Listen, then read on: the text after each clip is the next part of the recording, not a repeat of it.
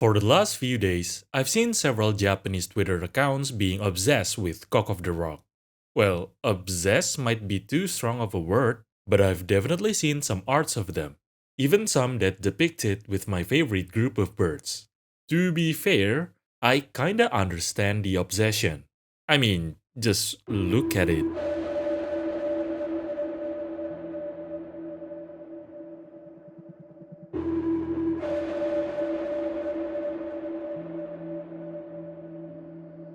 Okay, that's enough staring. I'm sure everyone would get why a lot of people find this bird interesting. Maybe you do too. But how weird are these birds really?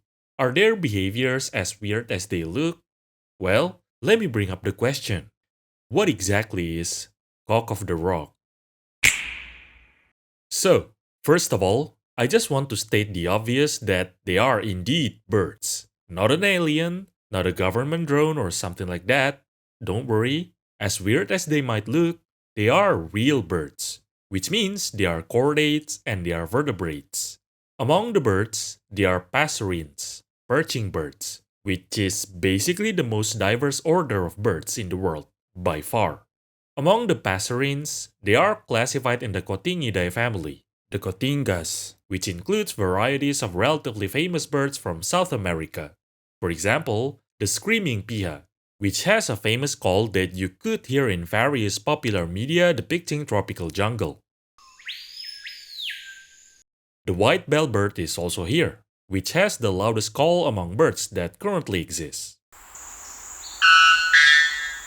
These two might look relatively plain, but there are some others that have a catchy look, like the umbrella birds, for example. But of course, our star of the show, the cock of the rocks, are definitely some eye catchers. Cock of the rocks are birds in the genus Rupicola. Rupes means rock, and cola basically means denizen, inhabitant, something like that. So, Rupicola basically means rock inhabitants, those who live among rocks. That's also why they are called Cock of the Rocks. Oh, and in case you are curious, this name that is written in those Japanese Twitter posts is Iwadori, which literally means rock bird. So, yeah, the name itself correlates to their ecology, which we'll talk about later, of course.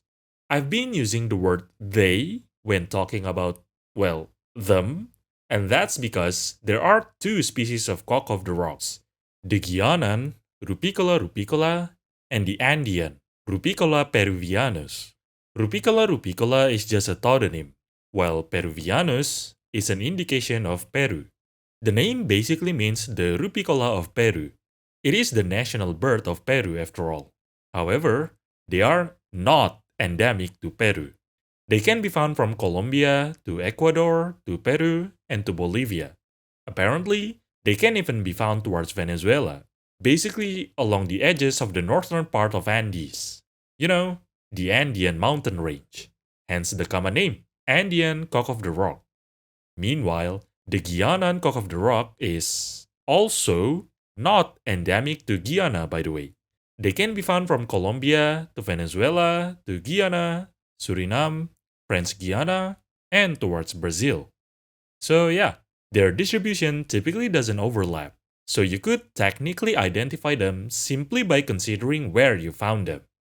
Still, their morphology is quite distinct actually, so identifying them is not that difficult.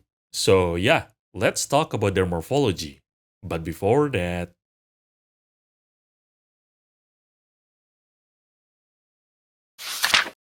among the passerines, cock of the rocks are relatively big.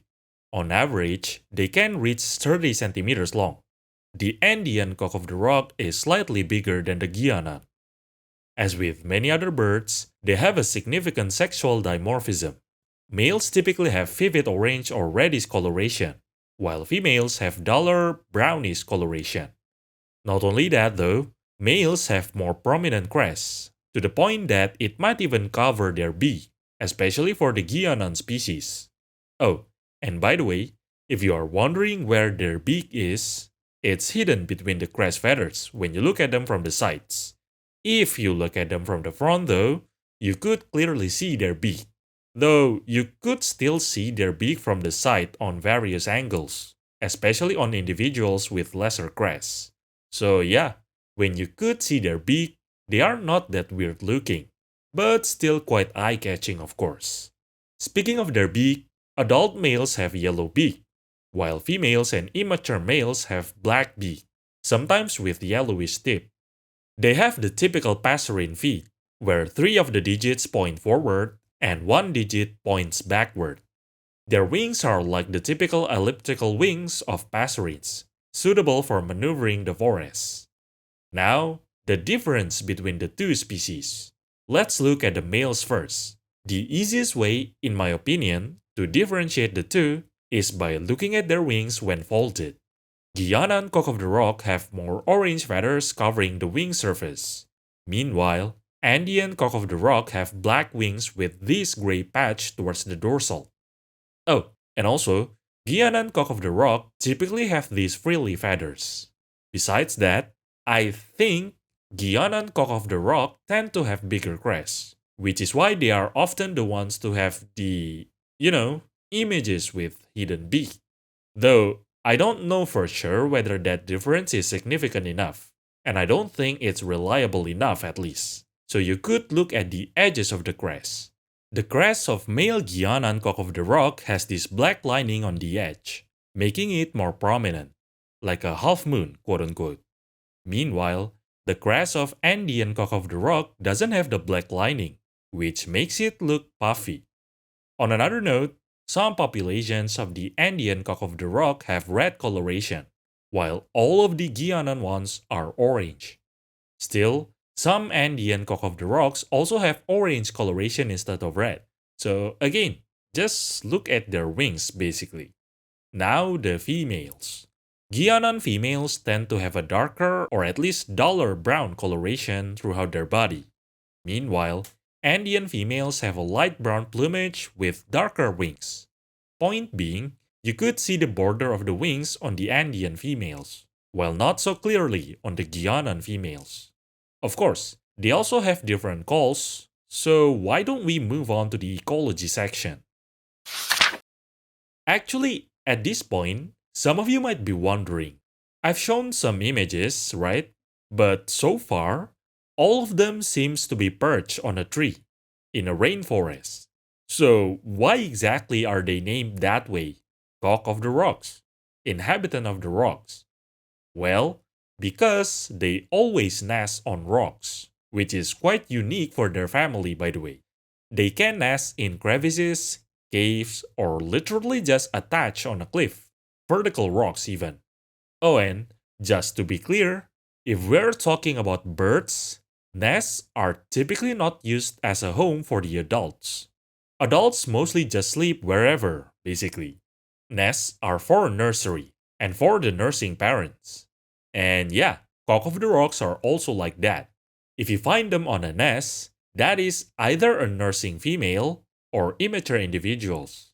In general, they still spend most of their time in the forest. So yeah. But anyway, they typically eat fruits, but they also eat insects and even lizards. They even feed those to their nestlings. Oh, and also other birds' nestlings, by the way, which is quite something. Adults are typically solitary, spending most of their time alone.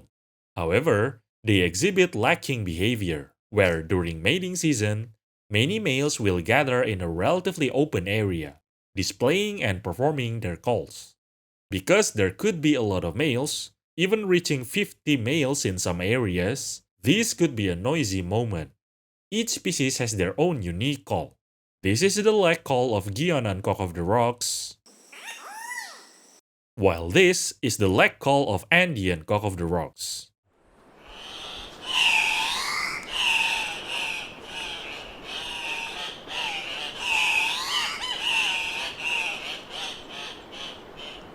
Quite an interesting call, huh?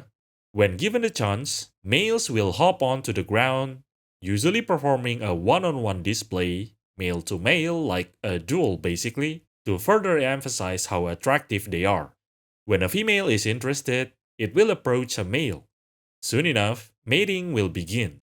Most females will only mate with one male, unless the mating process is disturbed, in which they will seek another male to mate. Meanwhile, males will return to the lake and might find other females to mate with. So yeah, cock of the rocks are polygamous. After mating, female will make a nest among the rocks, like I said earlier. Nests are typically made out of plant materials, mud, and also the female's saliva. They will typically lay 2 eggs, and they will incubate those eggs for around 26 to 28 days. Oh, by the way, only females will attend to the nest. This includes taking care of the youngs. The youngs are altricial, so nestlings are basically helpless. As they grow, the browny spin feathers will appear throughout their body. After around 40 to 48 days after hatching, they will be completely feathered, marking the end of their nestling stage, which means time to fledge. They will learn how to fly and live by themselves soon enough. What's not happening soon is their sexual maturity. At this point, males will still have their juvenile plumage, which is similar to those of a female. I've seen different articles stating different data regarding their sexual maturity. Some stated after 1 year, some stated 2, but some even stated 4 years old. The point is, I don't think we have enough data of them yet. Even though both species are listed as least concerned by the IUCN Red List, they are not easily observed. In the wild, they are easily startled, and they will quickly fly away when disturbed. Captive breeding efforts have not been that successful, as far as I know at least, which is why we don't know much about the details, especially those that require years of observation. Even if we will be able to observe them in captivity, it might not be representative to their natural condition. So yeah, definitely a lot more to learn. Oh, before I end this video, I just want to say that while most people are captivated by these kinds of photographs, the one taken from their side, I personally find them even more interesting when viewed from this angle. Look how goofy they look. But yeah, that's all for now. Oh, by the way, various zoos do have them on display, and I even found a post that mentioned the Bronx Zoo had successfully bred them. I might insert the post during editing, and you might have seen it by now if I do. But anyway, enjoy your day.